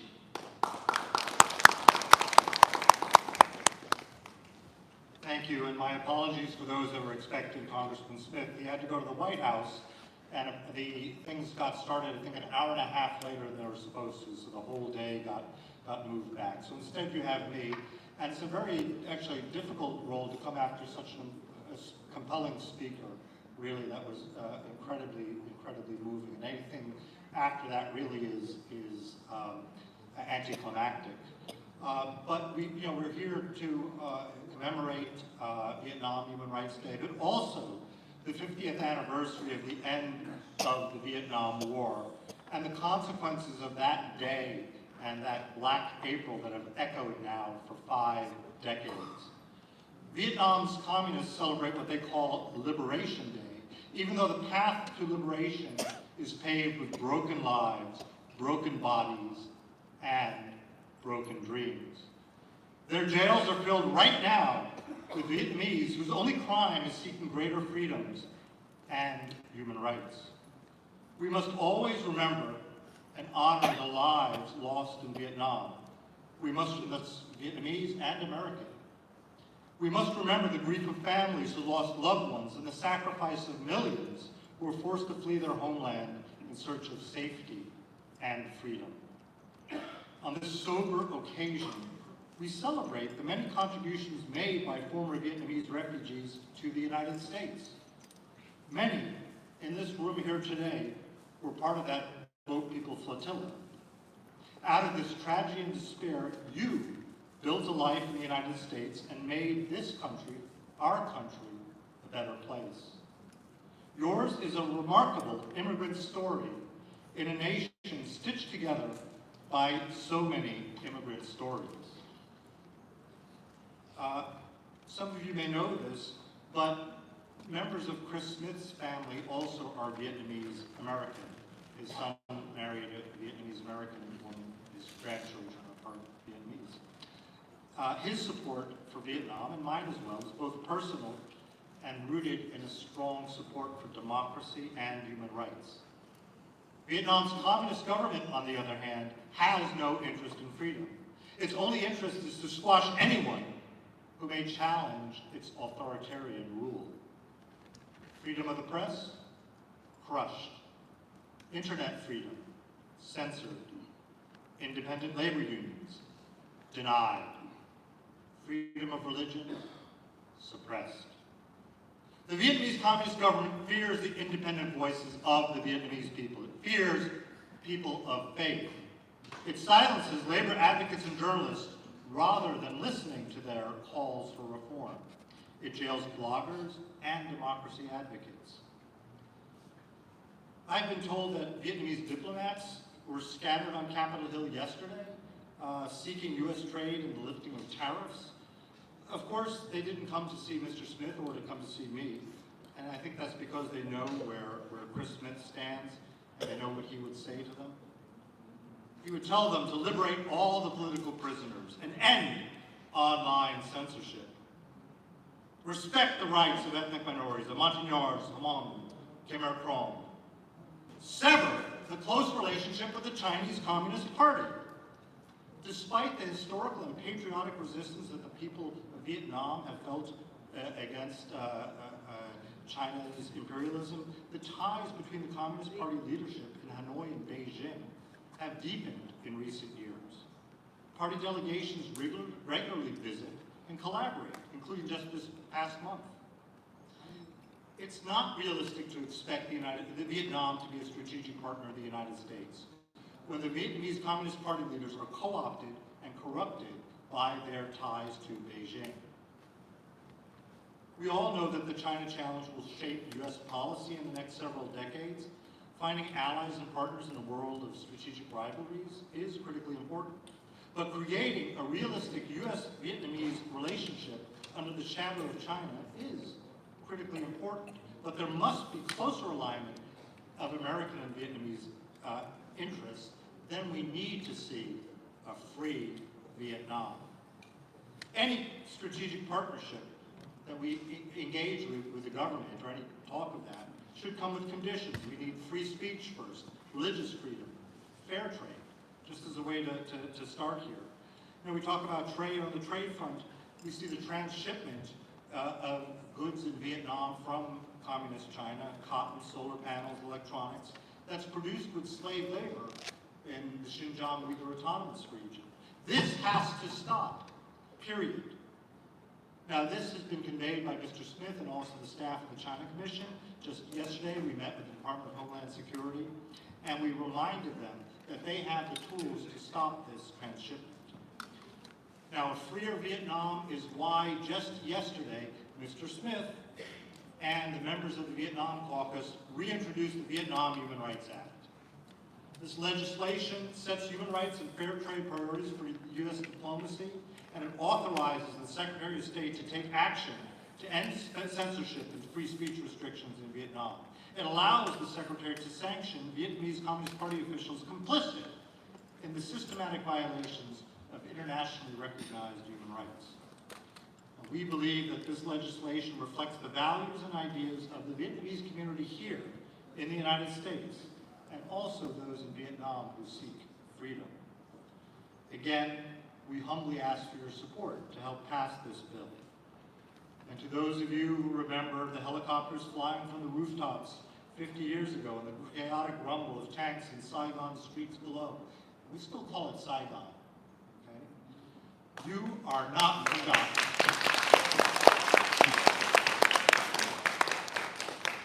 Your courage, and the courage that we just heard, continues to guide us. To the people of Vietnam, the United States Congress stands with you. We see your bravery and your sacrifices. We hear your voices. And we believe that a stronger, freer, and more just Vietnam is not only possible, it is essential. Thank you.